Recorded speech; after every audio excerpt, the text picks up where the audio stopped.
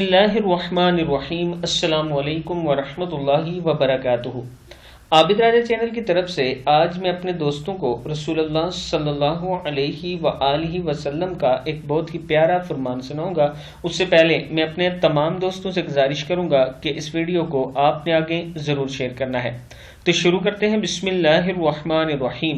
سیدنا عبداللہ بن سعد رضی اللہ تعالی عنہ بیان فرماتے ہیں کہ میں نے رسول اللہ صلی اللہ علیہ وآلہ وسلم سے دریافت کیا کہ نفل نماز گھر میں پڑھنا افضل ہے یا مسجد میں؟ آپ صلی اللہ علیہ وآلہ وسلم نے فرمایا، کیا تم نہیں دیکھتے کہ میرا گھر مسجد کے کس قدر قریب ہے، اور اس کے باوجود فرض نماز کے علاوہ مجھے گھر میں نماز نوافل پڑھنا زیادہ پسند ہے۔ ابن ماجہ میں ہے۔